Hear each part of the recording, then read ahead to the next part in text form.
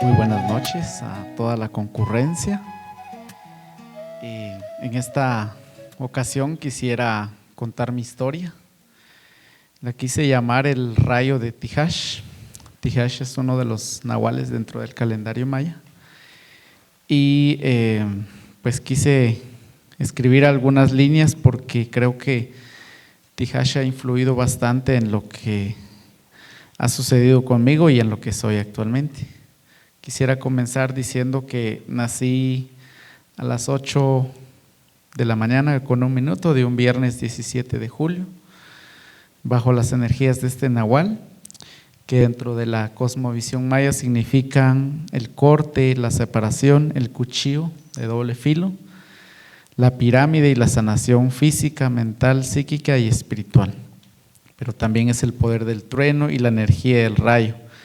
También representa dolor, pena, tristeza y peligro. De esas energías, les comento que viví en la casa de mis bisabuelos hasta los 2 años, porque mis papás pues no tenían casa. Posterior a eso, ya en la casa propia de ellos, pues vivimos por varios años.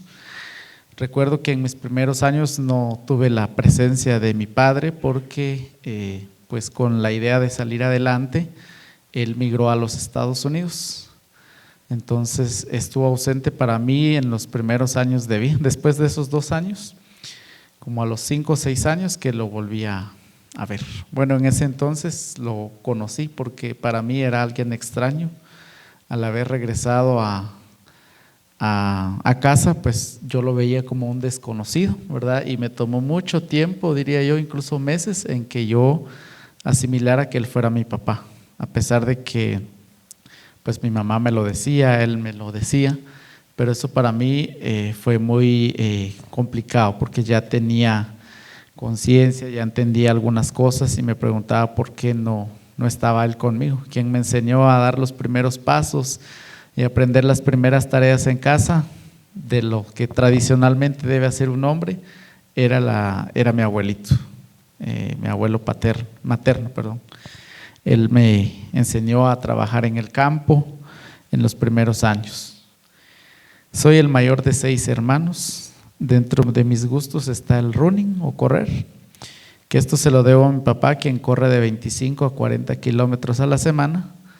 Y pues yo siguiéndole los pasos, ahí voy con eso. Eso me ha enseñado a avanzar por la vida y a no detenerme ante nada. Actualmente tengo 33 años, no les mencioné al principio, pero soy originario de Totonicapán. Ocasionalmente soy artesano del mimbre, un material con el que se hacen algunas artesanías como canastos y otros pues artículos que pueden ser como decorativos.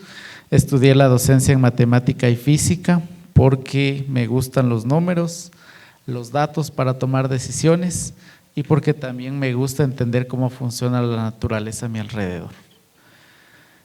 También me gusta participar en mi comunidad, comprometido con apoyar las causas que hay a nivel comunitario y como ustedes saben, en Totonicapán la organización comunitaria es muy fuerte. Y eso ha despertado la conciencia en mí en involucrarme en las necesidades de la comunidad.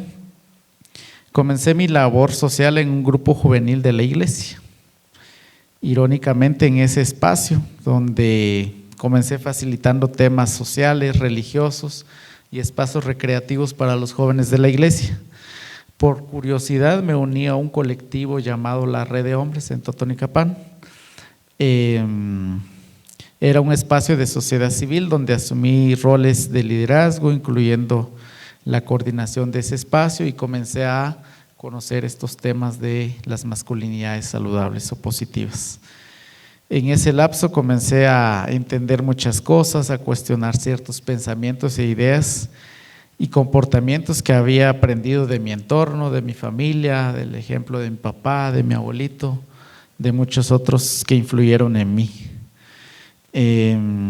Algunas tareas tradicionales como cortar y acarrear la leña, amarrar caña, trabajar la tierra, reparar las cosas de la casa, cortarme el cabello tipo militar, como ya lo ven, entre otras cosas que todavía están ahí muy dentro de mí.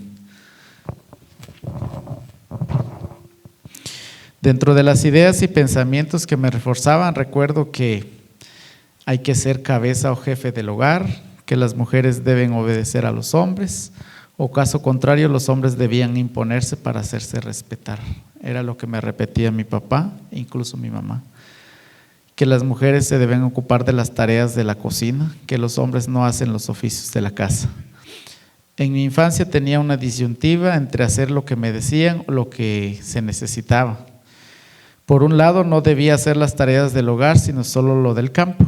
Y por otra parte, como soy el mayor de mis hermanos y hermanas, debía hacerme cargo de ellos, o me hice cargo de ellos por un tiempo, ayudando a mi mamá mayormente cuando estaba recién dada a luz de mis hermanos.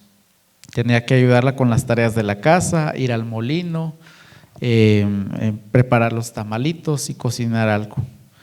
Recuerdo que a los 10 años no voy a olvidar una situación en donde era la primera vez que tenía que cocer los tamales sobre el fuego. Mi mamá se había ido al mercado y mi papá pues estaba trabajando entre la milpa. Pues yo solo tenía que poner el fuego y el tamalito para que se cociera.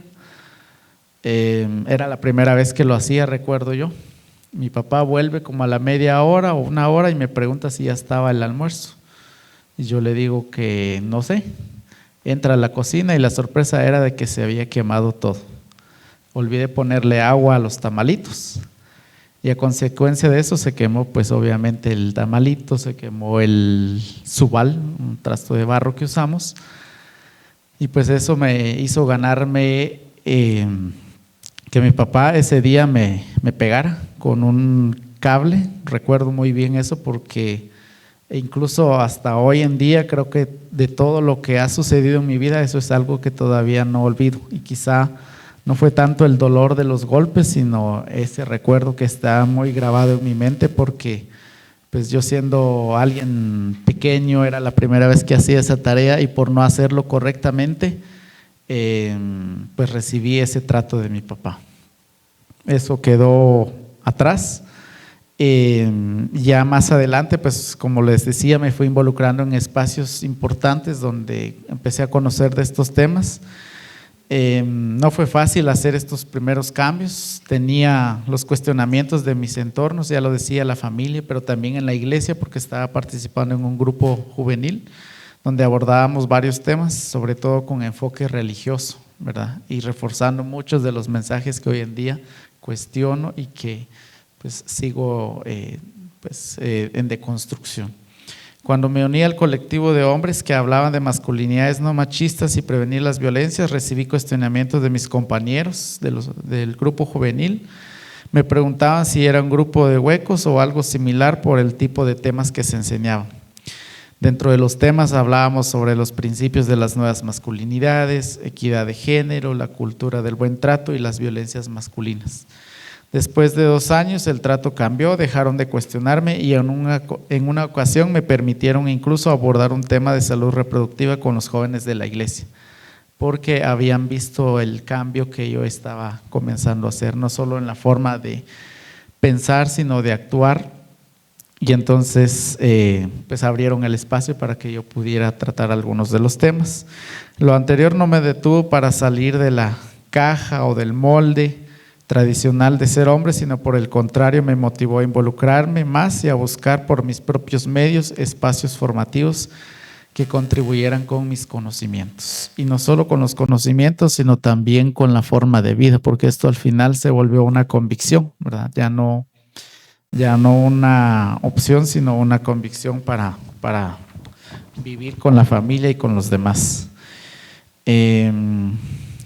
Un par de años después estuve participando en varios espacios en donde se trabajaba en favor de las niñas y adolescentes dentro de la campaña El matrimonio no es cosa de niñas para prevenir el matrimonio y los embarazos tempranos. Tuve la oportunidad de abordar varias temáticas relacionadas con el género, realizar un intercambio de experiencias, conociendo un poquito algunos casos de violencia que se trabajan. Y algo muy importante también es que otra motivación que encontré gracias a este colectivo fue ver en comunidades de Santa Lucía la Reforma y Momostenango a mujeres que eran víctimas de violencia. Cuando hacíamos algunas visitas, veíamos que las mujeres sufrían de violencia física, que era lo más visible.